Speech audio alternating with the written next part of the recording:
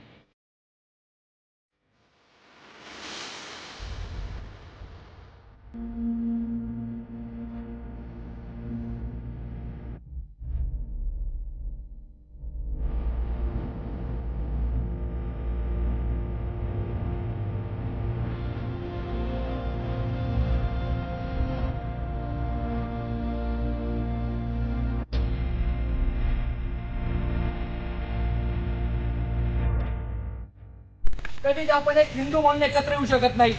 आपण सगळे जातीपातीत वाटले गेलेलो आहोत. कोणी मराठा, कोणी ब्राह्मण, कोणी सोनार, कोणी सुतार, कोणी लोहार, कोणी चांबार, कोणी माडी, कोणी साडी, कोणी धनगर, कोणी आदिवासी, कोणी बंजारी, अशा जातींमध्ये आपण वाटले गेलो आहोत असं आपल्या विरोधकांना वाटत होतं. परंतु आज आपण त्यांना सर्वांना दाखवून दिलं की आपण भले जातींमध्ये वेगवेगळे असलो पण एक हिंदू म्हणून आपले एक वज्रमूठ आहे. आणि जेव्हा जेव्हा आपल्या हिंदूंवरती प्रश्न उठेल, जेव्हा जेव्हा भगव्याचं काम आपण करण्यासाठी तयार आहोत, तेव्हा ही वज्रमूठ म्हणून आपण विरोधकांच्या कानावर खाली मारण्याचा प्रयत्न करू. आज आपण एक असा वेगळा प्रयत्न केला की वेगवेगळ्या विचारधारेतील लोक, वेगवेगळ्या पक्षासाठी वाटले गेलेले लोक, वेगवेगळ्या मतांसाठी वाटले गेलेले लोक, असे आपण सगळ्या राजकीय लोकांना आपल्या एका ठिकाणी भगव्याखाली आपण आणण्याचा प्रयत्न केलाय. आपल्याला सर्वांना माहिती आहे की गावातील काय वातावरण आहे, आपण किती विभागले गेलेलो आहोत. लोकांना हा झालेला आहे की आपण हिंदू म्हणून एक सगळे विभाग जातीपातीमध्ये विभागले गेलो आहोत. पण आपण आपला एक आज वेगळा प्रयोग केला की सगळे राजकीय पक्ष, सगळे विचारधारे मानणारे व्यक्ती, कोणी कुठल्याही पक्षातला असो, परंतु आज सगळं ते हिंदुत्वासाठी आणि या भगव्यासाठी एकत्र आले, जे आपल्या सगळ्यांसाठी एक अभिमानाची गोष्ट आहे. आपल्या सर्वांसाठी आनंदाची गोष्ट आहे की आज कित्येक वर्षानंतर जे आपल्या एरंडोल शहराला कीड लागली होती, सगळ्यांना वाटत होतं की एरंडोल शहरात कधी हिंदुत्वाचं काम उभं राहू शकत नाही, आज तितक्या मोठ्या संख्येने उभं राहिले. त्याच्यात सगळ्यात आपल्या सर्वांचा विजय. मी आपला हा सर्वांचा सामूहिक विजय, मी आपल्या सर्वांना अभिनंदन करतो. आपण संभाजी महाराजांचा इतिहास का वाचावा जेव्हा असा प्रश्न पडतो, जेव्हा आपण इतिहासाच्या पानं पाहतो, तेव्हा आपल्याला कळतं की संभाजी महाराजांचा इतिहास कधी आपल्याला सांगितला गेला नाही. इथं बसलेले कित्येक लोक आहेत, तुमच्याकडे उत्तराची अपेक्षा करतो. किती लोकांना माहिती आहे की तैमूर नाव ऐकलं तुम्ही? तैमूर नाव ऐकलंय का? तैमूर, राजा तैमूर, मुघलांचा राजा तैमूर. त्यानंतर बाबर नाव ऐकले, हुमायूं नाव ऐकले, जहांगीर नाव ऐकले, शहाजहान नाव ऐकले, औरंगजेब नाव ऐकले. आता मला सांगा, हात वर करून सांगा की किती लोकांनी राणा सांगा नाव ऐकले? किती लोकांनी गुरु तेज बहादूर यांचं बलिदान ऐकलंय?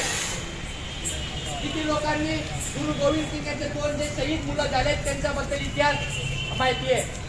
किती लोकांना महाराणा प्रतापांच्या वडिलांचं नाव माहिती आहे? किती लोकांना पृथ्वीराज चव्हाणांच्या वडिलांचं नाव माहिती आहे? खरा तर आपला इतिहास आपल्याला कधीच सांगितला गेला नाही.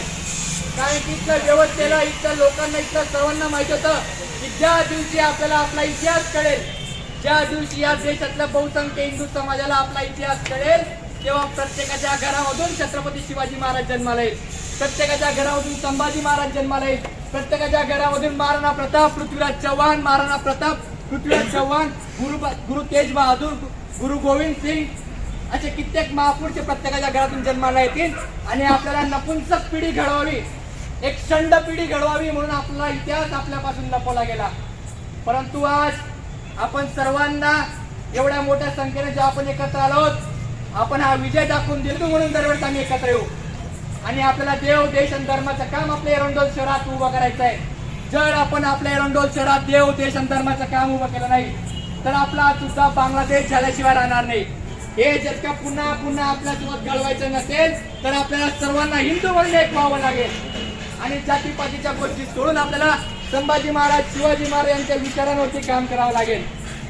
मी आज तुमचा काही जास्त वेळ घेणार नाही. आपण सर्व गावात फिरून खूप थकले असतील. मी तुम्हाला एक साधं गोष्ट सांगतो की जेव्हा आपण गावात पायी फिरलो तेव्हा आपल्या सर्वांना आपण एक 4-5 किलोमीटर फिरलो तेव्हा आपले पाय दुखले, कोणाचे अंग दुखलं, कोणाचा हात दुखला, कोणाला दम लागला.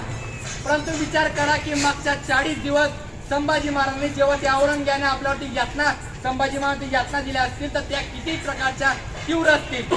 संभाजी महाराजांच्या अंगावरची साल काढण्यात आली, संभाजी महाराजांचे बोट चालण्यात आले, संभाजी महाराजांची जीभ कापण्यात आली, संभाजी महाराजांचे डोळे फोडण्यात आले. शेवटच्या दिवशी म्हणजे आज मृत्युंजय अमावस्याच्या दिवशी संभाजी महाराजांची मान कापण्यात आली होती. एवढा यातना संभाजी महाराजांची झाल्या होत्या. आपण स्वप्नात जरी विचार केला तरी आपल्या अंगावरती काटे उठतात. एवढा यातना संभाजी महाराज झाल्या होत्या आणि त्या यातना आपण कधीही विसरू शकणार नाहीत. अशा या यातना या औरंगजेबाने दिल्या आहेत. आणि या महाराष्ट्राच्या भूमीत औरंगजेबाला गाडण्याचं काम कोणी केलं असेल तर ते हिंदवी स्वराज्याच्या मावळ्यांनी केलंय. आपल्याला सर्वांना आपण पाहिलं असेल की छावा चित्रपट रिलीज झाला. खरं तर छावा चित्रपट पाहून सर्व लोक आनंदित झाले असतील की वा काय संभाजी महाराजांचा इतिहास आहे, काय संभाजी महाराजांचं त्यावेळी आपल्याला बलिदान सांगितलंय. पण खरं तर मी संभाजी महाराज जेव्हा तो छावा चित्रपट पाहिला तर तेव्हा मला सांगताना नाही की मला एवढा दुःख झाला की गेल्या 350 वर्षानंतर आपल्या संभाजी महाराजांचा इतिहास करण्यासाठी आपल्याला एका चित्रपटाचा आधार घ्यावा लागतोय. 350 वर्ष होऊन गेली, त्यानंतर देखील आपल्याला संभाजी महाराजांचा शिवाजी महाराजांचा इतिहास माहिती नव्हता आणि एक चित्रपट येतो तेव्हा या देशातील बहुसंख्य हिंदूंचे डोळे उघडतात आणि तेव्हा त्यांना संभाजी महाराजांचा इतिहास कळतो. याच्यावरून कळतंय की आपण आपला इतिहास किती समजून घेतला पाहिजे. मी तुम्हाला साध्या आणि सोप्या शब्दात सांगतो, जो समाज, जो व्यक्ती, जो धर्म त्याचा इतिहास विसरतो त्याला भविष्य कधी राहत नाही.